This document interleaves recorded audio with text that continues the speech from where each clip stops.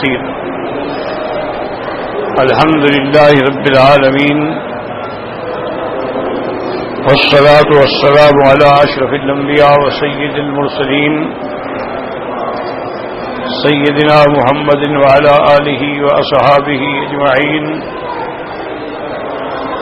اللهم صل على سيدنا محمد وعلى آل سيدنا محمد كما صليت على إبراهيم وعلى آل إبراهيم في العالمين إنك حميد مجيد. أعوذ بالله من الشيطان الرجيم. بسم الله الرحمن الرحيم. يوم يجمع الله الرسل فيقول ماذا أجبتم قالوا لا علم لنا إنك أنت علام الغيوب. قال المؤلف والمفسر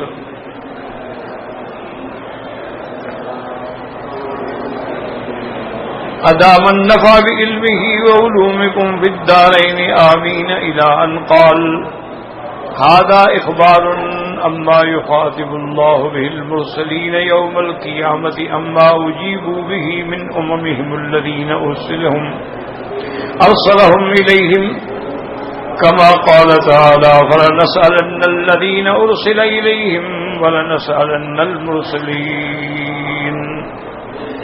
اب مفسر رحمۃ اللہ علیہ اس آیت کی تفسیر بیان فرماتے ہیں کہ ان آیات میں اللہ خبر دے رہے ہیں کہ قیامت والے دن اپنے تمام پیغمبر تمام رسولوں کو مخاطب فرمائیں گے کہ میں نے جب آپ کو بھیجا تو آپ کی امتوں نے آپ کو کیا جواب دیا. جیسا کہ دوسری آیت میں اللہ فرماتے ہیں فَلَنَسْأَلَنَّ الَّذِينَ أُرْسِلَ إِلَيْهِمْ وَلَنَسْأَلَنَّ الْمُرْسَلِينَ. قیامت والے دن ہم ان کی امتوں سے بھی سوال کریں گے اور انبیاء سے بھی سوال کریں گے. جیسے کہ اللہ نے فرمایا فَرَبِّكَ لَنَسْأَلَنَّهُمْ أَجْمَعِينَ عَمَّا كَانُوا يَعْمَلُونَ. اللہ نے فرمایا میرے محبوب تیرے رب کی قسم ہے کہ ہم سب سے سوال کریں گے کہ دنیا میں تم لوگوں نے کیا کام کیا ہے، کیا عمل کیا ہے. وقول الرسول صلی اللہ لا علم لنا قال مجاہد والحسن البصری والسدی انما قالوا ذلك من حول ذلك اليوم. اب اللہ تبارک و تعالیٰ کے پیغمبر جو جواب دیں گے وہ یہ ہوگا کہ لا علم لنا، یا اللہ ہمیں علم نہیں ہے.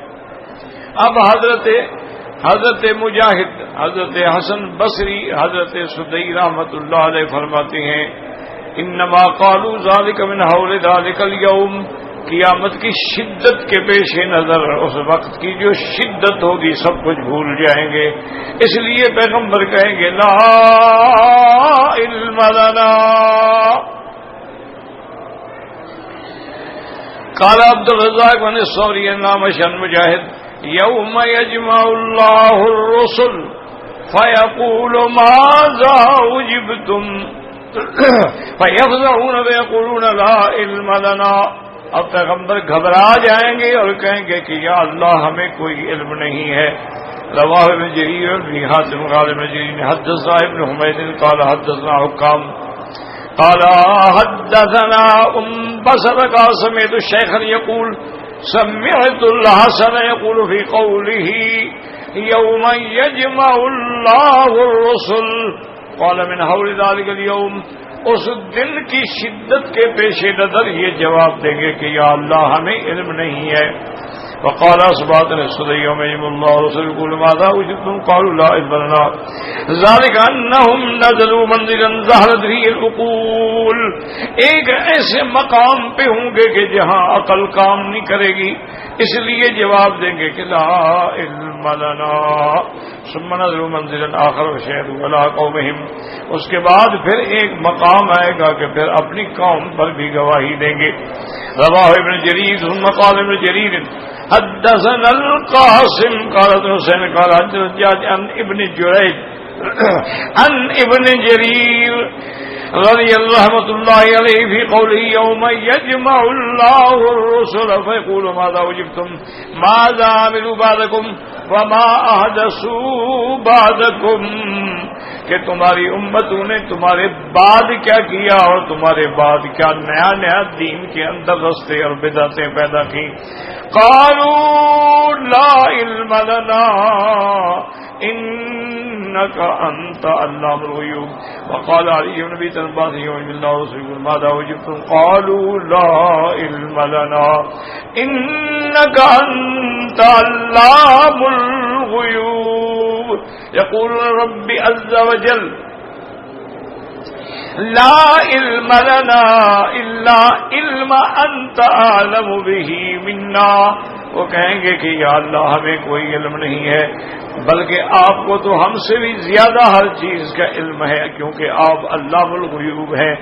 رواہ ابن جریر ثم اختار هذه الاقوال الثلاثه لا شك انه قول حسن وهو من باب التأديب مع الرب جل جلاله اي لا علم لنا بالنسبه الى علمك المحيط بكل شيء. یعنی یا اللہ ہمیں آپ کے علم محیط کے سامنے ہمارا علم کوئی حقیقت بھی نہیں رکھتا. فَنَحْنُ وَإِن كُنَّا أَجَبْنَا وَعَرَفْنَا مَنْ أَجَابَنَا. یا اللہ ہم ان کو جانتے ہیں جنہوں نے ہماری بات کو سنا ایمان لائے اسلام لائے. وَلَكِن مِّنْهُمْ مَنْ كُنَّا إِنَّمَا نَتَّبِعُ وَلَا ظَاهِرِ لَا عِلْمَ لَنَا بِبَاطِنِهِ. لیکن ہمارا علم تو ان کے ظاہر تک ہے لیکن ان کے باطن کے اندر کیا ہے ہم نہیں جانتے.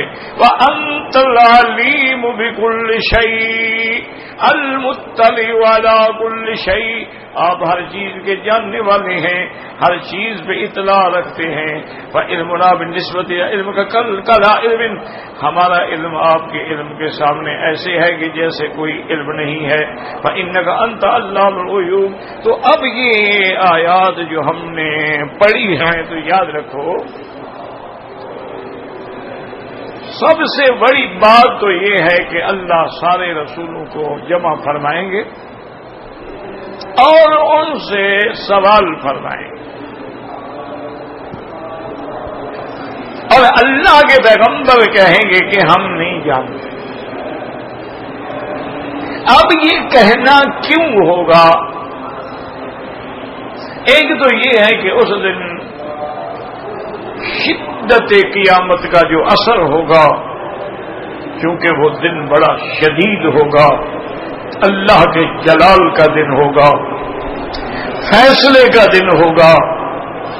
تو اس شدت ہم اور غم سے گویا کہ عقل کام ہی نہیں کریں گے کہہ دیں گے کہ لا علم لنا یا اللہ ہمیں کوئی علم نہیں. دیکھیں نا انسان کو اللہ نہ کرے دنیا میں بھی کوئی غم ہوتا ہے ہم ہوتا ہے مصیبت ہوتی ہے کہتے یار مجھے تو کوئی پتہ نہیں آپ کیا پوچھ رہے ہیں آپ کیا کہہ رہے ہیں مجھے تو کچھ نہیں. ایک جواب یہ. دوسرا جواب یہ ہے کہ یا اللہ ہمیں تو علم اگر ہے بھی تو ظاہر کا علم ہے ان کے باطن میں کیا تھا ہم تو نہیں جانتے.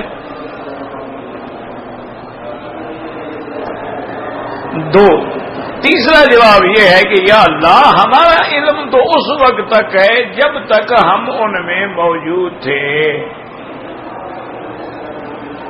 فلما توفیتنی کنت انت الرقیب علیہم. اور اللہ جب آپ نے ہمیں اٹھا لیا تو اس کے بعد ہمیں کیا پتا ہے. اور بعض علماء نے فرمایا ہے اور وہ سب سے بہتر جواب ہے ابن جریر رحمت اللہ علیہ نے بھی اسی کو پسند فرمایا ہے کہ یہ ساری بات جو ہے ادب کی بات ہوگی کہ اللہ کی جناب میں ادب کا تقاضا ہی یہی تھا کہ کہیں کہ یا اللہ ہم نہیں جانتے ہمارا علم تو محدود علم ہے آپ کا علم جو ہے وہ محیط ہے ساری کائنات کو ذرے ذرے کو. لہذا ادب کا تقاضا یہ ہے کہ آدمی کہے کہ میں نہیں جانتا. اور اس پر خلاصہ درس میں نے عرض بھی کیا تھا کہ حج والے دن جو حضور پاک صلی اللہ علیہ وسلم پوچھیں گے ایو شہر ھذا یہ کون سا مہینہ ہے صحابہ کہیں گے اللہ و رسول اللہ اللہ کا رسول ہمیں بتائیں، حالانکہ صحابہ کو پتہ نہیں تھا کہ ذی الحج کا مہینہ۔ ایو یوم ھذا، یہ کون سا دن ہے؟ تو صحابہ کو پتہ نہیں ہے کہ عرفات کا دن ہے، حج پہ آئے ہوئے ہیں، احرام باندھا ہوا ہے، لیکن ادب کا تقاضا ہے، کہیں گے اللہ و رسولہ عالم، اللہ اور اللہ کا رسول جان۔ تو انبیاء بھی دراصل جو ہے وہ ادب سے یہی کہیں گے کہ لا علم لنا انک انت علام الغیوب، اور آپ ہیں غیب کے جاننے والے۔ اور دوسرا یہ ہے کہ ان لوگوں پر ایک بہت بڑی ضرب پڑے گی جو انبیاء کو اور اولیاء کو عالم الغیب سمجھتے تھے۔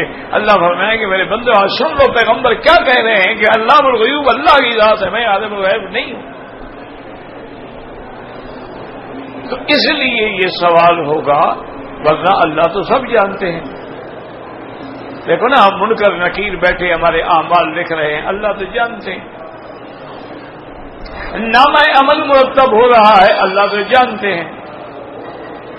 قیامت والے دن سب کو ان کے اعمال کے صحیفے دیے جائیں گے، اللہ تو جانتے ہیں۔ یہ اس لیے ہے کہ اللہ اپنے بندوں سے وہی معاملہ کرتے ہیں جو بندوں کا اپنا معاملہ ہے، کہ ہر اہم بات پہ تحریر ہوتی ہے، گواہ ہوتے ہیں، شہود ہوتے ہیں، تو اللہ بھی پوری تکمیل فرمائیں گے تاکہ کسی کو پھر عذر کرنے کی گنجائش ہی نہ رہے۔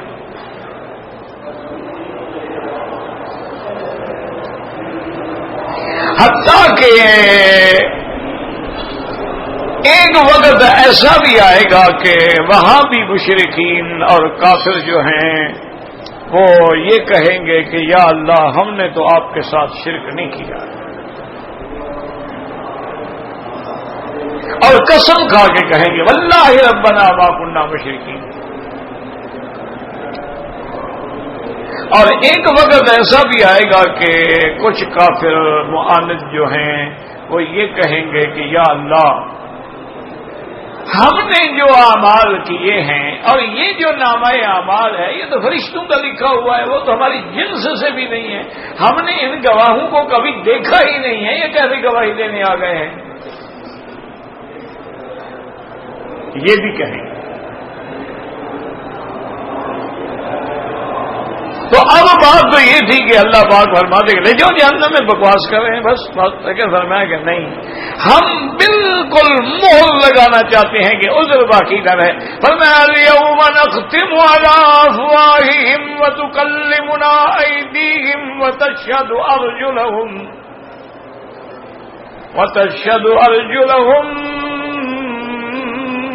بما كانوا يكسبون۔ اللہ حکم دیں گے فرشتوں کو کہ ان کی زبانوں کو سیل کر دو، اور اللہ حکم دیں گے کہ ہر عضو جو ہے، ہاتھ ہے، پاؤں ہے، ہر عضو گواہی دے کہ تم نے یہ گناہ کیا ہے یا نہیں کیا۔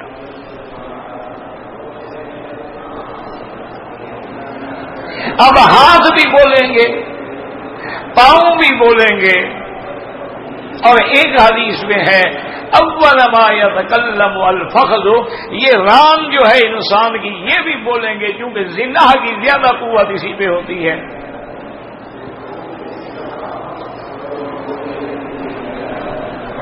اور اسی طرح قرآن میں ہے کہ ان کا چمڑا بھی بولے گا۔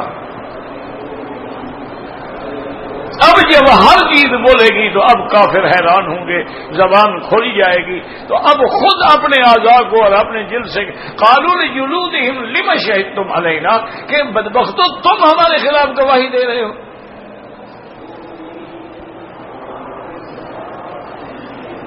تو اب وہ کہیں گے انطقنا اللہ الذی انطق کل شیء، اس ذات پاک نے ہمیں بولنے پہ حکم دیا ہے، جو جس چیز کو بھی چاہے حکم دے وہ بولے گی۔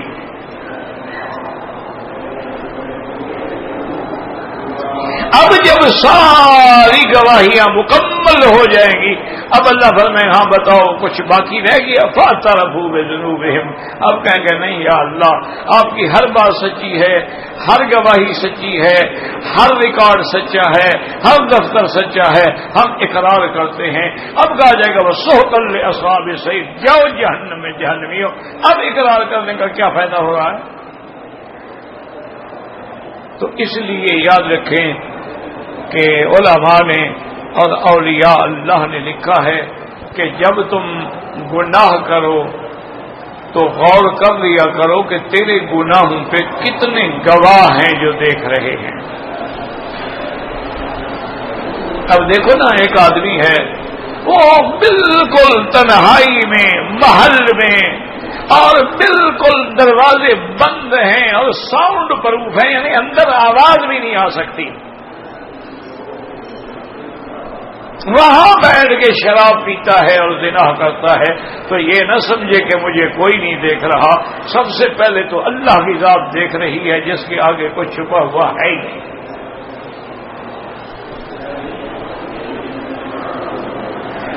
کیونکہ اللہ ہر چیز پہ گواہی دینے والے، واللہ علی کل شیء شہید۔ اسی لیے جب امرأت العزیز نے انتظام کیا، اپنی کنیزوں کو، رازدار نکرانیوں کو سمجھایا کہ میں جب یوسف علیہ السلام کو لے کے چلتی جاؤں اپنے محل میں تو تم دروازہ بند کر دی جاؤ۔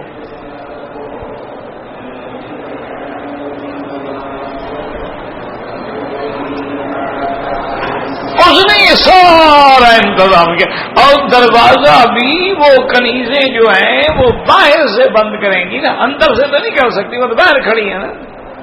اور باہر سے بند کرنے کا معنی یہ ہوتا ہے کہ دیکھنے والا یہ سمجھ بھی اندر تو کوئی نہیں ہے نا، اندر ہوتا تو دروازہ اندر سے بند ہوتا۔ اس کا مطلب ہے گھر میں کوئی نہیں، جیسے نا آپ جاتے ہیں دیکھتے ہیں دروازہ باہر سے بند ہے، تالا لگاؤ کہ یار گھر میں کوئی بھی نہیں۔ اس نے یہ انتظام کیا۔ اچھا، یوسف علیہ السلام بلانے پہ انکار ہی نہیں کر سکتے کہ اس نے خریدا تھا، غلام تھے۔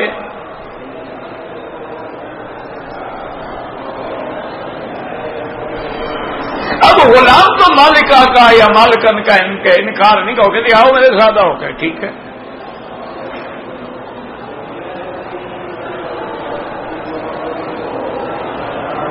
اس نے اتنا بڑا اہتمام کیا، اور مصر کے لوگ تو ویسے بھی خوبصورت ہوتے ہیں،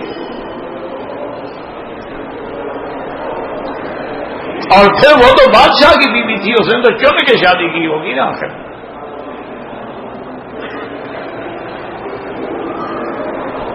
اور پھر اس نے اپنے لباس میں، اپنے سنگار میں اتنا تیاری کی کہ بڑے سے بڑا زاہد عابد جو ہے اس کا بھی دماغ ہل جائے اور دل ڈول جائے۔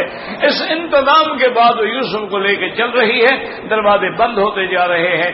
جب آخری اپنے آرام گاہ میں، اپنے خاص کمرے میں پہنچی، دروازے بند ہو گئے۔ اب کھل کے اس نے کہہ دیا یوسف میں مجبور ہوں، ہے تو لگاؤ مجھے سینے سے لگا لو۔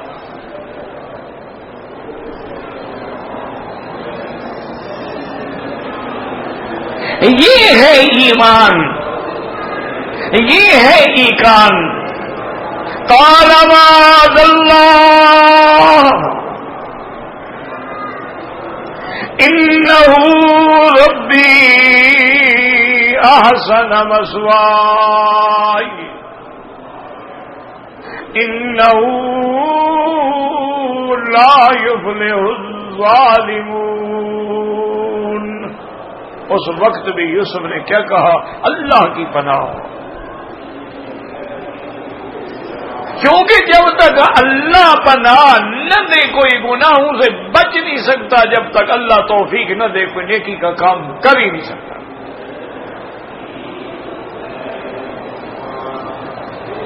اسی لیے علماء نے فرمایا کہ حضور کا حکم ہے کہ زیادہ پڑھا کرو لا حول ولا قوت الا باللہ۔ ایک روایت میں لا حول ولا قوت الا باللہ لا ملجا ولا منجا من اللہ الا الیہ.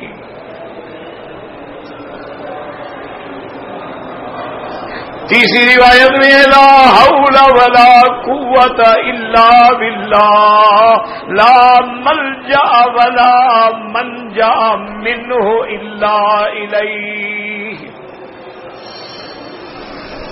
اور چوتھی روایت میں لا حول ولا قوت الا باللہ العلی العظیم. یہ جنت کے خزانوں میں سے ایک نعمت ہے.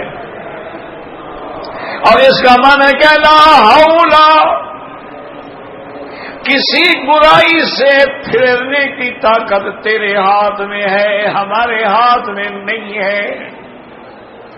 ولا قوت، اور تیری فرما برداری پہ لگ جانا جو ہے وہ بھی تیری توفیق سے ہے، ہم نہیں کچھ کر سکتے ہیں.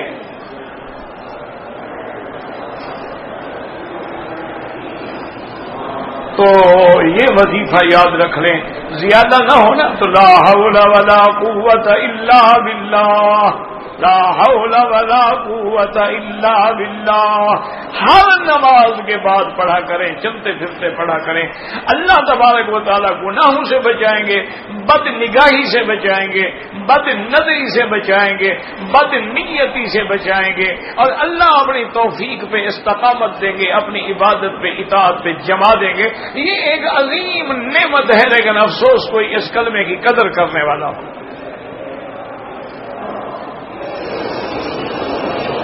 اور ایک حدیث مبارک میں ہے جو بندہ یہ کلمہ پڑھتا ہے اللہ اس کو 70 مصیبتوں سے بچا لیتے ہیں، اور سب سے چھوٹی مصیبت ہے کہ ہم سے بچا لیتے ہیں. تو اس وظیفے کو حرز جان بنا لیں. وضو ہو نہ ہو، عورت پاک ہے نہ پاک ہے، کسی بھی حال میں ہے، ہر وقت زبان پہ رکھیں لا حول ولا قوت الا باللہ. پھر اس کے فائدہ دیکھیں، آپ ذرا لگ کے کریں تو صحیح نہیں، 1 مہینہ تو پڑھے نا اس وظیفے کو.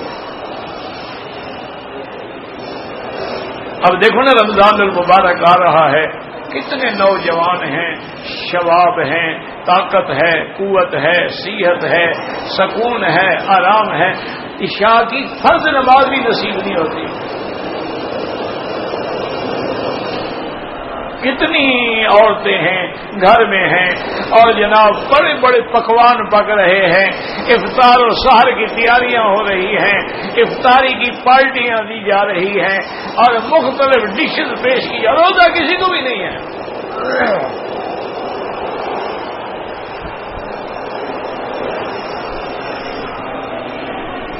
اور اس کے مقابلے پہ آپ دیکھیں کہ ایک بوڑھا آدمی ہے، میرے اپنے استاد سے اللہ ان کی قبر پہ کروڑوں رحمتیں فرمائے، ان کی تقریباً میرے اندازے کے مطابق 80 سال عمر تھی. اور پھر بالکل سادہ کھانا کھاتے تھے، یعنی سحر اور افطار دونوں میں ایک روٹی سادہ پکی ہوئی اور ہلکا سا شوربے والا سالن.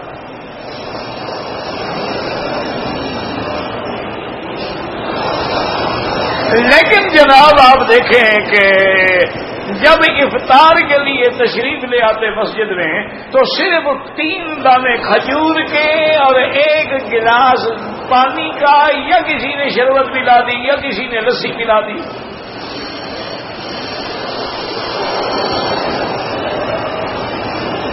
اور پھر وہی مسجد میں نماز پڑھ کے اوابین شروع ہو گئی. اوابین کے اندر کم از کم 10 پارے قرآن پڑھتے تھے.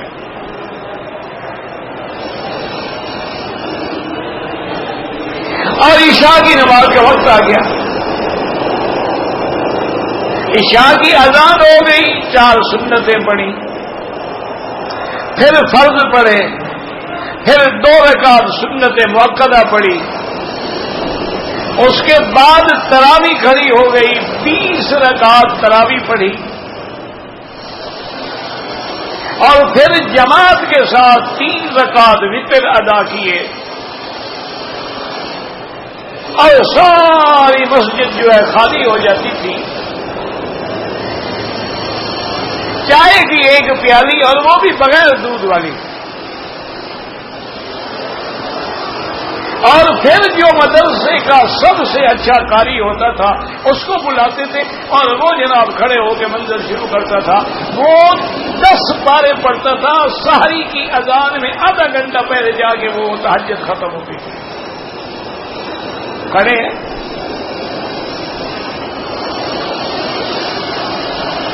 سحری آ گئی، وہی آدھی روٹی اور سادہ سالن، 1 چائے کی پیالی، اور اس کے بعد فجر کے لیے تیاری ہو گئی، پھر اذان ہو گئی، سنتیں پڑھی، فجر پڑھی، درس قرآن دیا، اشراق پڑھا، اور اس کے بعد جو ہے 2 گھنٹے آرام کیا، پھر اس کے بعد عبادت شروع، کیونکہ طلباء ہوتے نہیں رمضان میں، تو اس لیے درس نہیں ہوتا تھا۔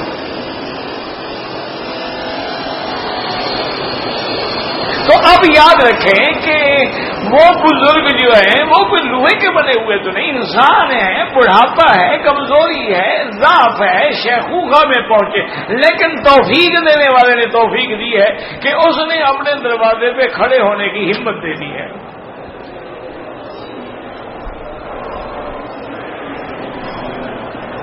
کم از کم رمضان المبارک کا مہینہ قریب آ گیا ہے،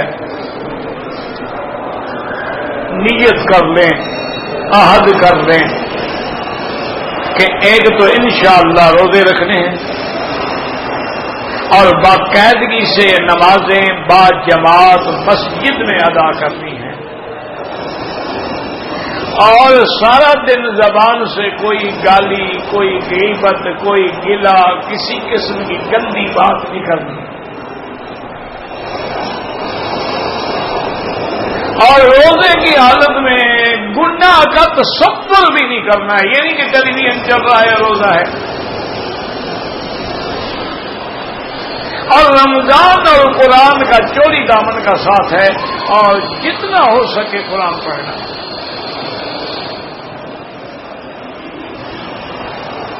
اور تراویح اگر نصیب ہو گئی ہے پھر یہ نہیں کہ تہجد چھوڑیے، تہجد بھی پڑھنی ہے،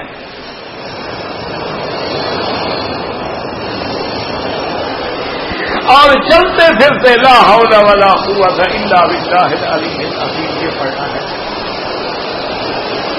تو یہ خزائن تحت العرش میں سے ہے، عظیم نعمت ہے، تو اس لیے اللہ کے پیغمبر بھی کہیں گے کہ لا علم لنا انک انت علام الغیوب، یا اللہ ہمیں علم نہیں ہے، آپ ہی غیب کو جاننے والے ہیں، واللہ عالم۔ اب آواز اتنی ہے کہ آدمی پڑھا ہی نہیں سکتا،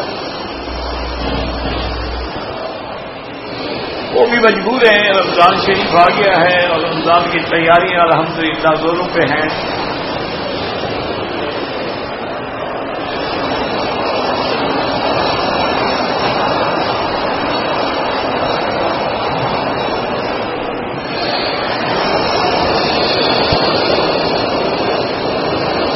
ایک عورت نے لکھا ہے کہ میری شادی کو 14 سال ہو گئے، میری اولاد بھی ہے،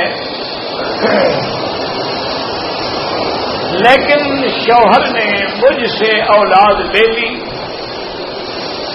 اور پہلے بھی وہ اپنی ایک بیوی کو 2 بچوں کے ساتھ چھوڑ چکے ہیں، اس کا حل یہی ہے جو میں نے کہا ہے نا کہ لا حول ولا قوت الا باللہ پڑھا کرو، اور اپنے خاندان کے 2 بزرگوں کو درمیان میں ڈال کے اس سے فیصلہ کرو، اگر وہ نہ مانے تو پھر کھلو کر کے دوسری جگہ شادی کر دو۔ ایسی شادی کو کیا فائدہ ہے کہ جب شوہر کا تعلق ہی نہیں ہے، بچے بھی چھین لیے، سب کو چھین لیا، تو صرف اس کے نام پہ بیٹھے رہنے کا کوئی فائدہ نہیں۔ یہ جاہلوں میں رسم ہو گئی ہے، اور جی طلاق لینے کے خاندان طلاق کہے گا، وہ خاندان یہ نہیں دیکھتا کہ اس وقت بیچاری کا کیا حال ہے،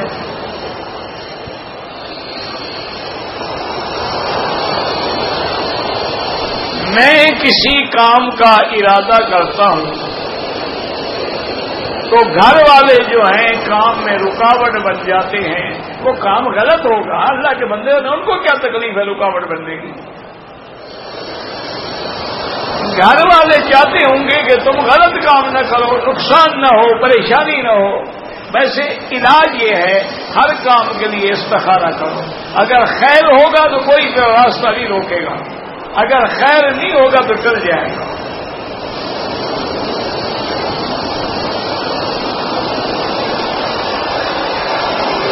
اللہ ہر بیمار کو شفائے کاملہ عطا فرما۔ اللہم اشفنا واشف مرضانا وارحم موتانا واستجب دعاءنا ولا تخيب رجاءنا۔ اللہ پاک حافظ بنا دے۔ بھئی قرآن پڑھو گے، محنت کرو گے، رات دن قرآن کو وظیفہ بناؤ گے تو قرآن یاد رہے گا نا۔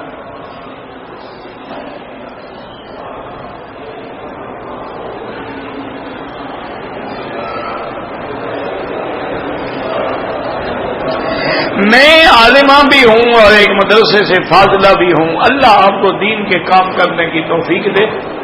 بس کوشش یہ کریں کہ ماحول اپنا دینی رکھیں، غیر مردوں سے اجتناب کریں، لڑکیوں پہ محنت کریں، ان کو دین پڑھائیں، عالمہ بنائیں، تاکہ تمہارے زندگی میں بھی اور موت کے بعد بھی علم ينتفع به، کسی کو جو علم پڑھاتا ہے اس کو ثواب ملتا رہتا ہے۔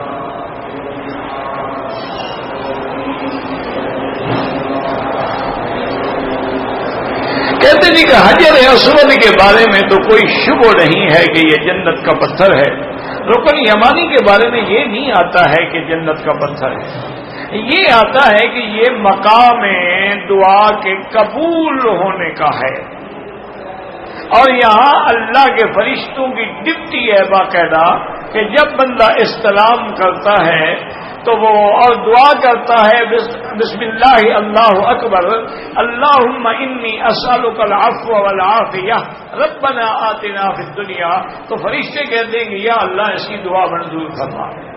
اچھا، بعض علماء نے لکھا ہے، فلسفہ یہ ہے، کعبۃ اللہ کے 4 کونے ہیں، اب 2 کونے جو ہیں وہ تو اصلی مقام پہ ہیں ہی نہیں نا، کعبہ تو اور آگے تھا نا، اس کو چھوٹا کر دیا گیا، تو جب وہ اصلی مقام پہ ہے ہی نہیں تو وہاں ہاتھ بھی نہیں لگایا جاتا۔ اصلی مقام پہ رکن یمانی ہے، اصلی مقام پہ حجر اسود ہے، تو لہذا رکن یمانی پہ استلام ہوتا ہے، حجر اسود کو بوسہ دیا جاتا ہے۔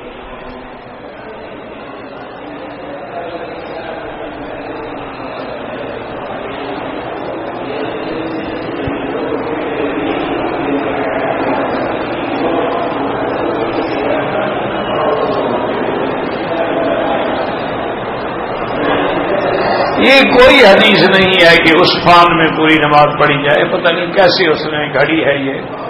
بہرحال جب سفر 78 کلومیٹر یا زیادہ ہو جائے تو مسافر ہیں، آپ قصر پڑھتے ہیں، ٹھیک کرتے ہیں، کیونکہ عثمان جو ہے وہ 80 کلومیٹر ہے۔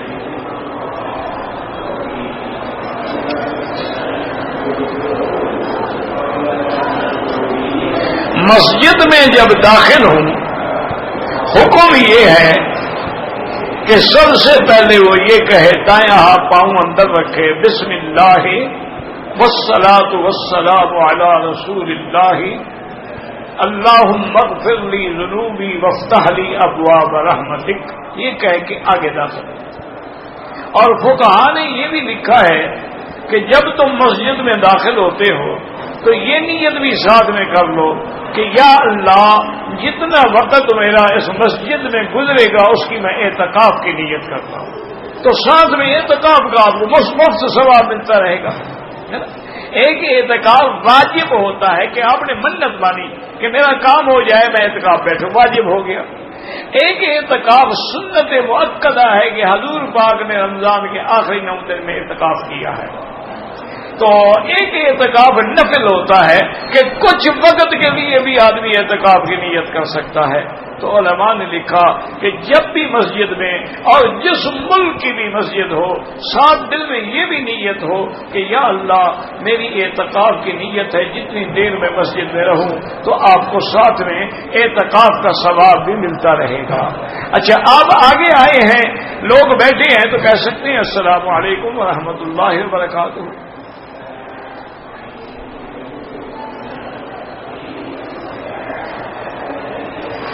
کچھ معاملات ہیں پریشانی ہے میرا بھائی، پریشانیوں کا حل یہی ہے جو میں نے بتایا تھا، لا حول ولا قوت الا باللہ العلی العظیم. تم دل لگا کے پڑھو، دیکھو پریشانیاں ہم سب دور ہو جائیں گے.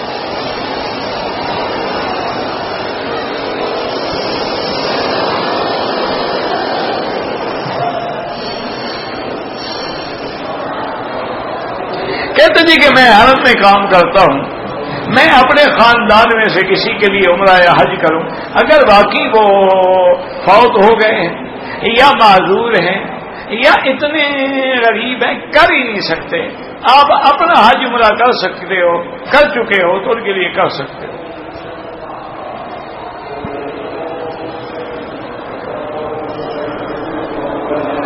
اگر کسی آدمی کے احرام کی حالت میں داڑھی کے کچھ بال ٹوٹ گئے کچھ نہیں ہوتا.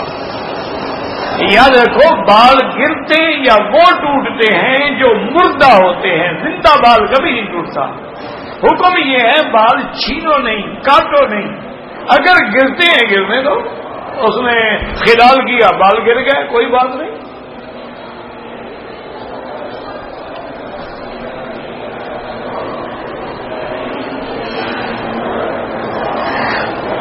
مردوں کے چہرے پہ کپڑا لگے کوئی دم نہیں، عورت کے چہرے پر بھی کپڑا لگے کوئی دم نہیں.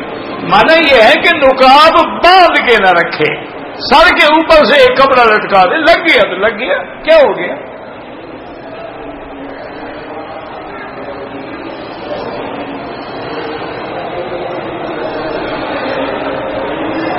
کہتے ہیں کہ میں نے اپنی بیوی کو طلاق دے دی ہے، اس سے میرا ایک بیٹا ہے، اس کو میں خرچہ دے رہا ہوں، لیکن جب وہ میری بیوی دوسری شادی کر لے تو پھر بھی میں بچے کو خرچہ دینے کا پابند ہوں. بچہ تو تیرا ہے نا، تیرا دوسری شادی سے کیا تعلق ہے؟ بچہ تیرا ہے، تم نے خرچہ دینا ہے. ہاں جب دوسری شادی کر لے تم بچے کو اپنے پاس لے آؤ، اپنے پاس رکھو، اس کا خرچہ تمہاری ذمہ داری ہے، بیوی کی تو کوئی ذمہ داری نہیں.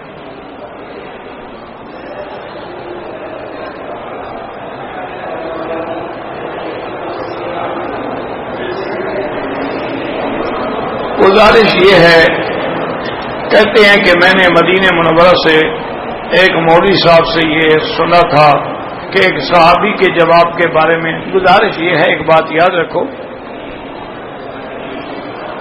اس میں کوئی شبہ نہیں ہے کہ حضور صلی اللہ علیہ وسلم کی نبوت کے ملنے سے پہلے آپ کی والدہ بھی فوت ہو گئی اور آپ کے والد بھی فوت ہو گئے. ان کو تو نبوت ملی نہیں تو کس کا کلمہ پڑھتے؟ وہ تو اپنے باپ دادے کے دین پہ تھے. اسی لیے ایک حدیث میں ہے حضور پاک جب مدینے سے آ رہے تھے تو پھر مقام ابوا کی طرف آپ نے سواریاں کا رخ پھیرا. صحابہ نے پوچھا کہ حضور ادھر کیسے جا رہے ہیں؟ آپ نے فرمایا یہاں میری والدہ کی قبر ہے اور میں نے اللہ سے دعا کی، اللہ نے مجھے ماں کی قبر پہ جانے کی تو اجازت دے دی ہے لیکن مغفرت مانگنے کی اجازت. حضور آئے، والدہ کی قبر پہ بیٹھے رہے اور کافی دیر تک روتے رہے. حضور کی داڑھی مبارک بھیگ گئی روتے رہے، لیکن حضور نے فرمایا اللہ نے مجھے ان کی بخشش کی دعا مانگنے کی اجازت دی. لیکن مسئلہ سمجھو، امام ابو حنیفہ رحمۃ اللہ علیہ فرماتے ہیں یہ واقعات بھی حق ہیں یہ حدیثیں بھی حق ہیں، لیکن ادب کا تقاضا یہ ہے کہ ہم حضور کے والدین کے بارے میں کوئی ذکر نہ کیا کریں. اللہ کا معاملہ ہے، اللہ پہ چھوڑ دیں.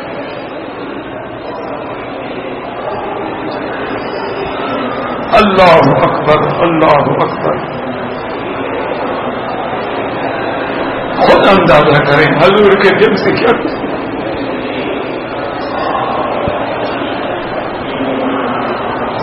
حضور جیرانا جہاں بڑا عمرہ کرنے جاتے ہیں نا لوگ، جیرانا، وہاں حضور بیٹھے تھے. صحابہ کہتے ہیں کہ ہم نے دیکھا ایک بوڑھی عورت اپنی اونٹنی سے اتری اور لکڑی ٹیکتے ٹیکتے حضور کے قریب آئی. حضور کھڑے ہو گئے.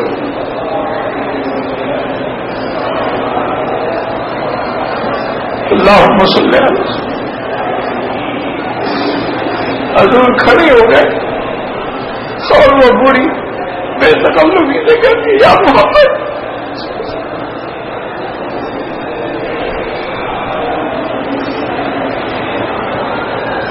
فرش لہ رداہ. صحابہ کہتے ہیں حضور نے اپنی چادر بچھا دی. اس چادر پہ بٹھایا اور وہ بوڑھی بڑی حجت سے کہتی ہے فلاں قبیلے کے آدمی کو پکڑا ہے، چھوڑ دو. آپ نے کہا چھوڑ دو. فلاں کا مال واپس کر دو. مگر واپس کر دو. صحابہ کہتے ہیں ہم حیران تھے.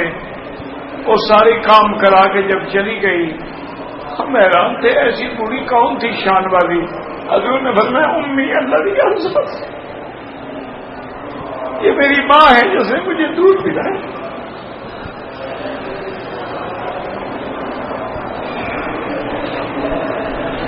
قبیلہ بنو سعد میں جب میں تھا تو مجھے اس نے دودھ پلایا. صحابہ فرماتے ہیں کہ پھر اس بوڑھی سے ایک مضبوط قسم کی عورت جو اتنا بوڑھی نہیں ہوئی تھی وہ آئی. حضور کھڑے ہو گئے. صحابہ نے پوچھا فرمایا میری بہن ہے رضا کی، میرے ساتھ کھیلتی تھی جب میں چھوٹا تھا، یہ مجھے اٹھا کے پھرتی تھی. تو ان کا میرے محبوب کو اتنا غم ہے تو اپنی ماں کے بارے میں وما ذلک علی اللہ بعزیز. اللہ تیرے ہاتھ میں ہے. یہدی من یشاء یضل من یشاء. جس کو چاہے ہدایت دے، جس کو چاہے جس کو چاہے ایمان دے، جس کو چاہے نہ دے. من یہدہ اللہ فلا مضل لہ ومن یضللہ فلا ہادی لہ. تو افضل بات یہ ہے کہ ایسے مسئلوں میں بالکل زبان ہی نہ کھولا کرو.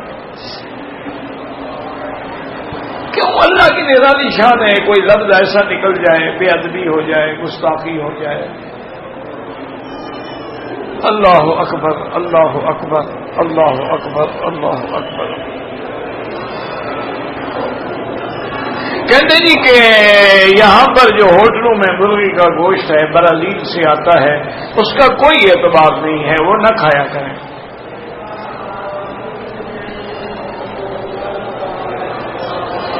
گھریلو جھگڑے اگر ہوں تو اس کا علاج یہی ہے کہ 2 رکعت نماز پڑھ کے اللہ سے دعا کیا کرو اور یہی کلمہ لا حول ولا قوت الا باللہ العلی العظیم پڑھا کرو اور سورۃ البقرہ پڑھ کے دم کر کے سارے گھر کے پانی میں ڈال دیں تاکہ سب اسی سے پانی پئیں اور اس پانی پہ دم کر کے گھر میں بھی چھڑک دیں. بعض اوقات شیطانی اثرات ہوتے ہیں جس کی وجہ سے لڑائیاں جھگڑے ہوتے رہتے ہیں.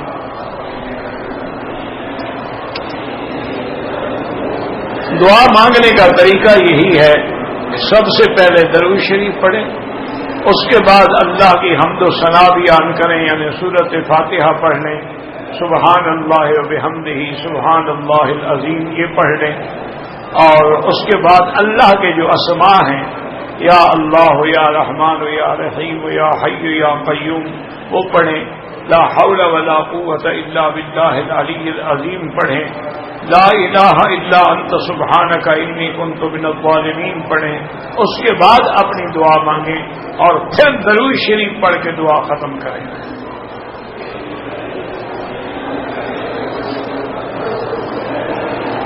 رمل کا معنی ہوتا ہے کہ احرام کی حالت میں دایاں کندھا نکالا جائے اور طواف میں چلتے ہوئے جیسے پہلوان اکھاڑے میں آتے ہیں ایسے چلا جائے، کیونکہ جب حضور پاک رحمت دو جہاں صلی اللہ علیہ وسلم عمرے کے لیے تشریف لائے تو مکے کے کافر قریش جو تھے وہ کھڑے تھے، انہوں نے دیکھا تو کہنے لگے اقلتہم ہما یثرب کا بخار جو ہے ان کو کھا گیا، کمزور ہو گئے، ابھی ہم سے لڑنے کی طاقت نہیں رکھتے۔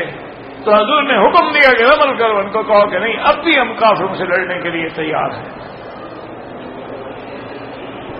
بس یہ ایک نرالے رنگ ہیں، میری تو عقل کام نہیں کرتی، ویسے بھی میں کیا ایک جاہل آدمی ہوں، کیا میری عقل اور کیا میری ہے۔ واہ میرا مولا، تیرے محبوب کی ہر شان کو اللہ نے محفوظ رکھ لیا، یعنی حضور دوڑے جو ہیں قیامت تک دوڑتے رہو، بس میرے بدنی کی یاد تھا ہے، ورنہ دوڑنے سے کیا فائدہ، ایمان سے آپ کو کافر بیٹھے ہوئے ان کو ہم دکھا رہے، بس دوڑنا پسند آ گیا۔ اسماعیل کی اماں اپنے بیٹے کے لیے تڑپی، دوڑی، دوڑنا پسند آ گیا، فرمایا ام اسماعیل میں حج بھی قبول نہیں کروں گا، نبی ہوگا ولی ہوگا تیری یاد میں دوڑے گا۔ دیکھیں اللہ نے عورت کو کتنا بلند مقام دیا ہے، ایک عورت کا عمل ہے لیکن اللہ کا نبی بھی دوڑ رہا ہے۔ ابدأ کما بدا باللہ ورسولہ ان الصفا والمروہ من شعائر اللہ۔ اصل بات یہ ہے کہ محبوب کی ہر چیز محبوب ہے، بس محبوب کی ہر ادا بھی محبوب ہے۔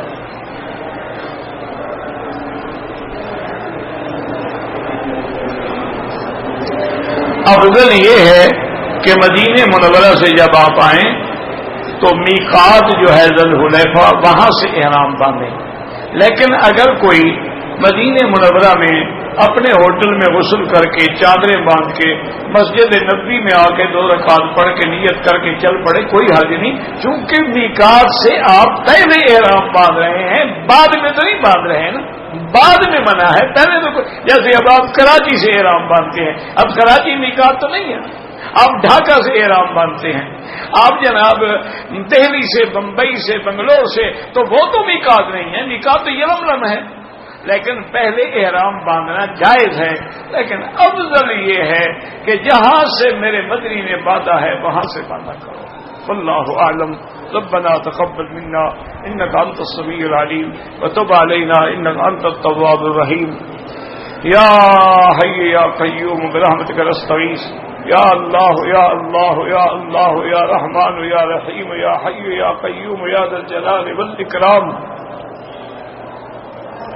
یا الہنا الہ کل شیء الہا واحدا لا الہ الا انت، اللہم انت المیسر لکل عسیر وانت علی کل شیء قدیر، یا لطیف الطف بنا فی تیسیر کل عسیر فإن تيسير كل عسير عليك يسير، اللهم يسر أمورنا وأمور أولادنا وأولاد أولادنا وأمور بناتنا وأمور أصحابنا وأمور من أوصانا واستوصانا وأمور المسلمين برحمتك يا أرحم الراحمين، اللهم انصر الإسلام والمسلمين، اللهم انصر المجاهدين الذين يجاهدون في سبيلك لإعلاء كلمتك، اللهم أيدهم بنصرك يا قوي يا عزيز، اللهم اهلك اعداءك اعداء الدين، اللهم احفظ سائر بلاد المسلمين وهذا البلد الامين فاجعلها امنا مطمئنا سخاء رخاء الى يوم الدين۔